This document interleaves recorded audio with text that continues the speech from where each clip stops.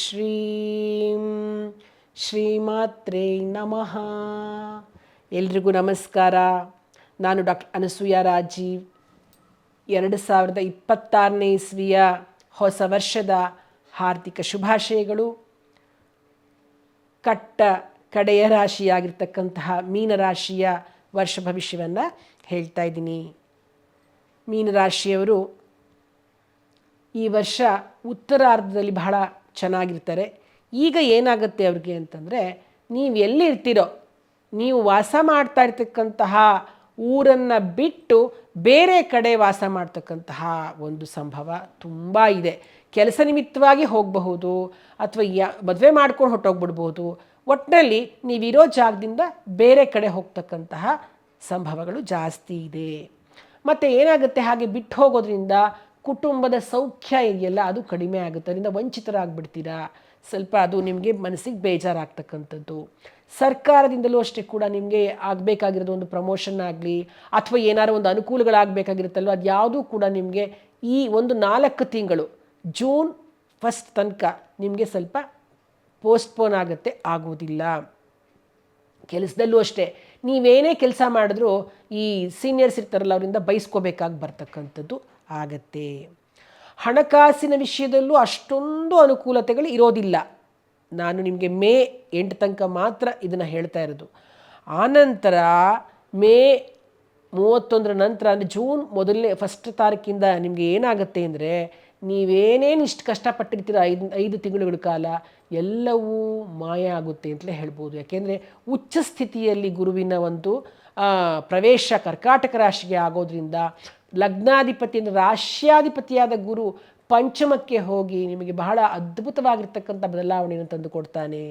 ನೀವೇನೇನು ಕೆಲಸವನ್ನು ಮಾಡ್ತೀರಾ, ಏನೇನು ಕೆಲಸ ಮಾಡಬೇಕು ಅಂತ ಅಂದುಕೊಂಡಿರ್ತೀರಾ, ಎಲ್ಲವೂ ಕೂಡ ನಿರ್ವಿಘ್ನವಾಗಿ ನೆರವೇರುತ್ತೆ. ಕೈಕೊಂಡ ಕೆಲಸ ಕಾರ್ಯಗಳೆಲ್ಲವೂ ಕೂಡ ಸುಗಮವಾಗಿ ಆಗುತ್ತೆ.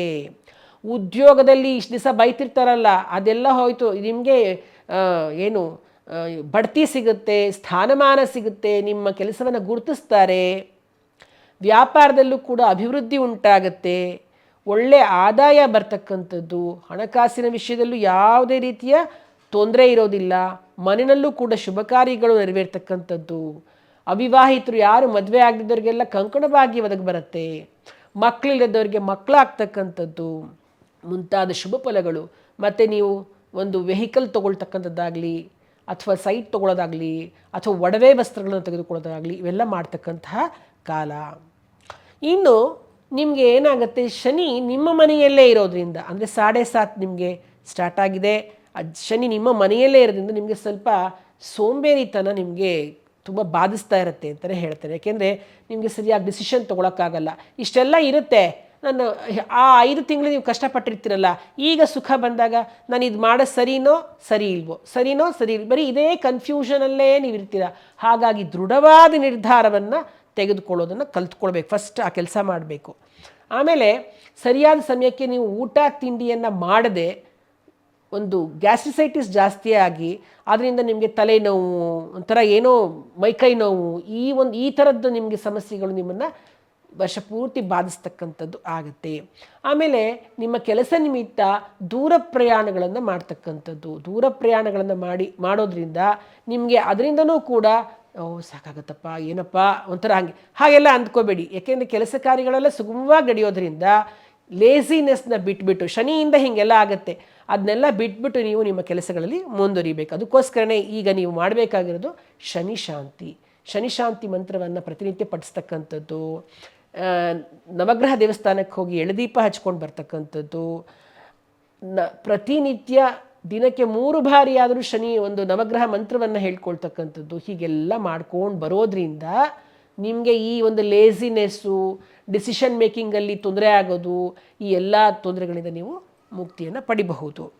ಇನ್ನು ಮುಖ್ಯವಾಗಿ ಸಾಯಿಬಾಬಾ ದೇವಸ್ಥಾನದಲ್ಲಿ ನೀವು ಆಗಾಗಲೇ ಒಂದು ಗುರುವಾರಗಳು ಹೋಗಿ ಸಿಹಿಯನ್ನು ಅಲ್ಲಿ ಬರ್ತಕ್ಕಂತಹ ಭಕ್ತಾದಿಗಳಿಗೆ ಹಂಚಿ ಬರ್ತಾ ಇರ್ತಕ್ಕಂಥದ್ದನ್ನು ಮಾಡಿ.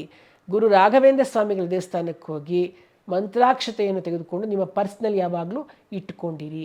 ಈ ಥರ ಕೆಲಸಗಳನ್ನು ಮಾಡೋದ್ರಿಂದ ಎಷ್ಟೋ ಸಮಸ್ಯೆಗಳು ನಿಮ್ಮಿಂದ ದೂರ ಆಗ್ತಕ್ಕಂಥದ್ದು.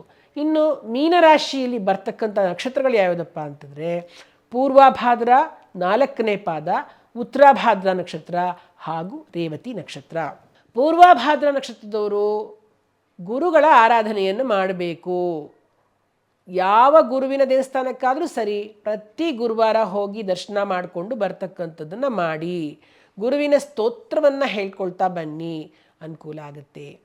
ಇನ್ನು ಉತ್ತರಾಭಾದ್ರ ನಕ್ಷತ್ರದವರು ಪ್ರತಿ ನಿತ್ಯ ನೀವು ಶಿವನ ಆರಾಧನೆಯನ್ನು ಮಾಡ್ತಕ್ಕಂಥದ್ದು. ಓಂ ನಮಃ ಶಿವಾಯ ಮಂತ್ರವನ್ನು ಪ್ರತಿನಿತ್ಯ ಹೇಳ್ಕೊಳ್ತಾ ಇರಿ, ಅನುಕೂಲ ಆಗುತ್ತೆ. ರೇವತಿ ನಕ್ಷತ್ರದವರು ವಿಷ್ಣು ಸಹಸ್ರನಾಮವನ್ನು ಕೇಳಿಸ್ಕೊಳ್ಳೋದು, ಶ್ರವಣ ಮಾತ್ರದಿಂದಲೇ ಅವರಿಗೆ ಅನುಕೂಲ ಆಗುತ್ತೆ.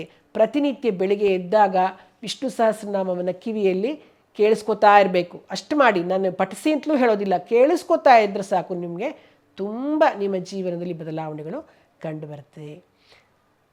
ಎಲ್ರಿಗೂ 2026ನೇ ಇಸ್ವಿ ಒಳ್ಳೆಯದನ್ನೇ ಮಾಡಲಿ, ಶುಭ ಫಲಗಳನ್ನೇ ಕೊಡಲಿ ಅಂತ ಹೇಳ್ತಾ ಕಾರ್ಯಕ್ರಮವನ್ನು ಮುಗಿಸ್ತಾ ಇದ್ದೀನಿ.